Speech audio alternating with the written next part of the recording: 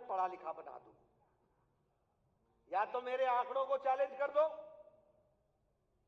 या फिर आप ये जान लो कि आज भारत की इकोनॉमी सबसे सुदृढ़ तरीके से अगर खड़ी है तो भारत की अर्थव्यवस्था है, और ये मोदी जी के दूरदर्शी नेतृत्व के कारण है। इस बात को हमको समझ लेना चाहिए।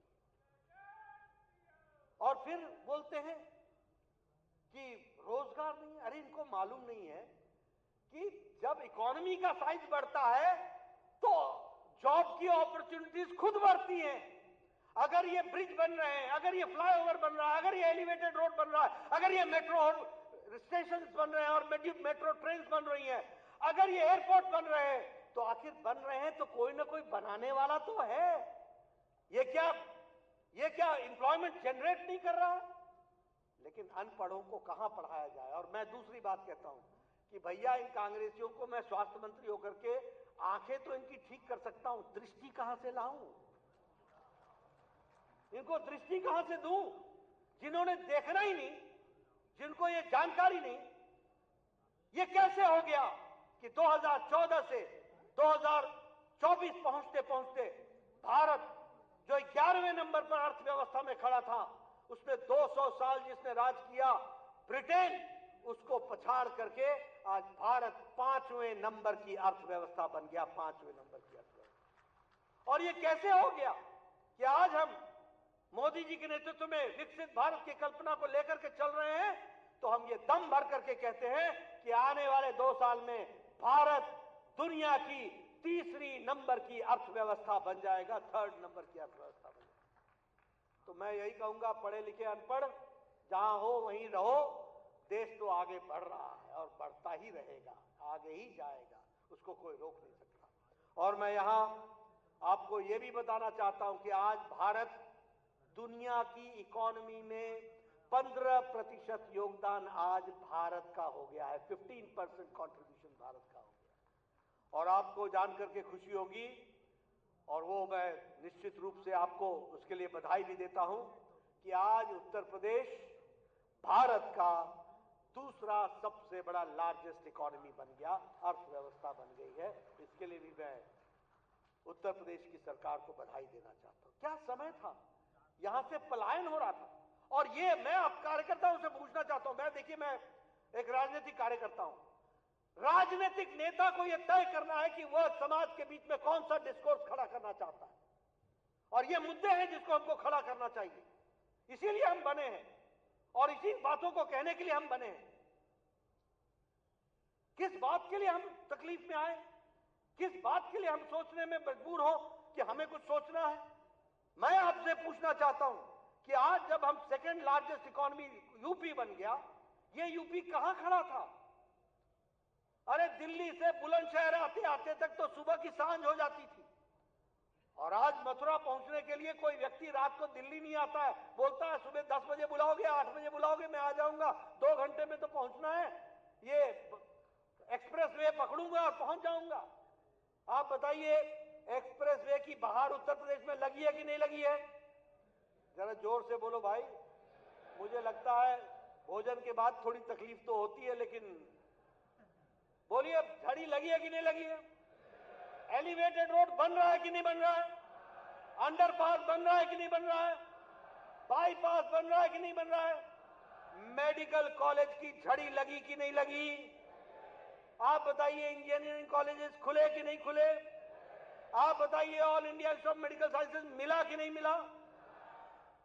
ये 10 साल के अंदर, यही मैं ही स्वास्थ्य मंत्री था। पहले तो गोरखपुर जाने का मतलब ये होता था लखनऊ में उतरो, फिर कभी गाड़ी सड़क पर और कभी सड़क गाड़ी पर, दोनों धक्के खाते हुए 4 घंटे 5 घंटे लगा के गोरखपुर पहुंचो, तब जाके जापानीज इंसेफ्लाइटिस का इलाज कराने के लिए डॉक्टरों को लगाओ। आज मैं गौरव के साथ कह सकता हूं कि पूर्वी उत्तर प्रदेश को वाराणसी और Gorakhpur world class health systems को क्रिएट किया गया है, वर्ल्ड क्लास हेल्थ सिस्टम को। लेकिन ये मुद्दे आप जो सारे सतयुगी है ना, वो हाँ हाँ हाँ हाँ बहुत अच्छा बहुत अच्छा। अरे भैया, बहुत अच्छा नहीं, बहुत अच्छा बताना होता है, लोगों को बताना होता है अंधेरा क्या है और उजाला क्या है। ये मुद्दा हमारे सामने होना चाहिए। इसलिए विकास की दृष्टि से आपने सोचा था इंटरनेशनल एयरपोर्ट्स बनेंगे, एक इंटरनेशनल एयरपोर्ट होता था। आपने सोचा था कि एयरपोर्ट्स बनेंगे, आज आगरा जाना हो तो अलग एयरपोर्ट है, लखनऊ आना हो तो अलग एयरपोर्ट है, इलाहाबाद जाना हो तो बात अलग है, और इंटरनेशनल एयरपोर्ट बन रहे हैं। और कौन, और मोदी जी का सपना क्या है कि हवाई चप्पल पहनने वाला हवाई जहाज पर चढ़ेगा, इस बात को पूरा करना है। बोलिए, उसके लिए हमको आगे बढ़ना है कि नहीं बढ़ना है? पूरी ताकत लगानी है कि नहीं लगानी है? यही मुद्दे हैं जिनको हमको आगे करके बढ़ाना। मैं तो बार बार बोलता हूं, आपको बार बार याद दिलाने के लिए बोलता हूं। अरे स्टील में रॉ मटेरियल के लिए हम चाइना का इंतजार करते थे, आज भारत दूसरे नंबर का स्टील का एक्सपोर्टर हो गया दुनिया में। स्टील प्रोडक्शन में भारत दूसरे नंबर पर खड़ा है, पेट्रोकेमिकल्स में भारत आगे बढ़ चुका है। फार्मास्यूटिकल्स की जिम्मेवारी प्रधानमंत्री मोदी जी ने आजकल मुझे दी है, लेकिन चुनाव के दौरान मैं आपको आकर के बताता था कि फार्मास्यूटिकल्स में, दवाई बनाने में भारत दुनिया में, दुनिया की डिस्पेंसरी बन चुका है। सबसे सस्ती और सबसे कारगर दवाई, असरदार दवाई आज भारत बना रहा है, भारत। और आपको जानकर के आश्चर्य होगा कि अमेरिका के लोग भी अब भारत के मेडिसिन का उपयोग कर रहे हैं। उनको भी भारत की दवाई सस्ती दिखती है, और वो जो प्रोड्यूस कर रहे हैं वो भी भारत की दवाई ले रहे हैं। उसी तरीके से आप देखिए मोबाइल्स की बात मैंने बार बार कही, मैं आज भी आपके सामने कहना चाहता हूं। एक समय में हमारे पास मोबाइल होता था made in China, made in Korea, made in Taiwan, made in Indonesia, ये मेड इन मलेशिया, ऐसे ऐसे मोबाइल लेके हम घूमते थे, पता नहीं क्या क्या नाम होते थे उनके।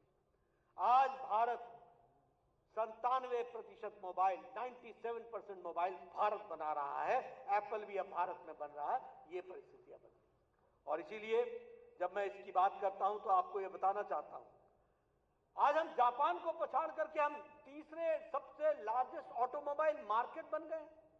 अब मैं आपसे एक सिंपल सा सवाल पूछता हूं, दुनिया में तीसरे नंबर का ऑटोमोबाइल मार्केट भारत है। ये गाड़ियां खरीद तो तभी रहे होगे ना जब जेब में पैसा होगा। बिना जेब में पैसे के तुम गाड़ियां खरीद रहे हो, और हर साल लाखों में गाड़ियां बन रही हैं और लाखों में गाड़ियां खरीदी जा रही हैं।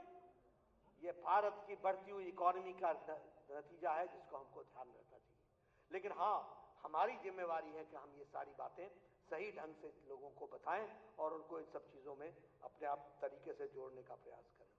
प्रधानमंत्री मोदी जी ने टैक्स के डिवोल्यूशन में उत्तर प्रदेश को, टैक्स के डिवोल्यूशन में, और साथ में इसके साथ साथ जो हम अपना उनको जो ग्रांट्स इन एड देते हैं, दोनों में 3.5 गुना का इजाफा किया गया है, 3.5 गुना का इजाफा किया गया है। और आज जो फंड आपको 1.2 लाख करोड़ रुपए मिलता था, आज 4.4 लाख करोड़ रुपए उत्तर प्रदेश को मिल रहा है विकास के लिए। वो भी हमको ध्यान में रखना चाहिए। आयुष्मान भारत में आपने बहुत अच्छा काम किया है, गरीबों की आपने चिंता की है। मैंने मेडिकल कॉलेज की आपके सामने चर्चा की, 27 मेडिकल कॉलेजेस नए खुले हैं, और इस तरीके से काम को आगे बढ़ाने का काम हमारी सरकार ने किया है। मैं इन विषय विकास के बारे में तो आपके सामने बहुत कुछ रख सकता हूं, लेकिन आपका ज्यादा समय न लेता हुआ उत्तर प्रदेश की सिर्फ बात करूं तो फिर चाहे हमारे एथेनॉल के प्रोडक्शन की बात हो, आज मुझे खुशी है आपको बताते हुए, और मैं चाहूंगा यहां बैठे हर लोग किसी भी गांव में जाएं, किसी भी चौपाल में जाएं, कहीं भी जाएं, हर एक को एक बात याद दिलाइएगा कि एथेनॉल में भी उत्तर प्रदेश आज नंबर 1 का राज्य हो गया है, नंबर 1 का राज्य हो गया। 118 करोड़ लीटर्स का इथेनॉल आज उत्तर प्रदेश बना रहा है। बताइए, इतना बड़ा काम, और इन कामों को हम लोगों के सामने न रखें या उन लोगों को इसकी जानकारी ना मिले, ये हमारे लिए उचित नहीं होगा। इसको हमको ठीक करना चाहिए।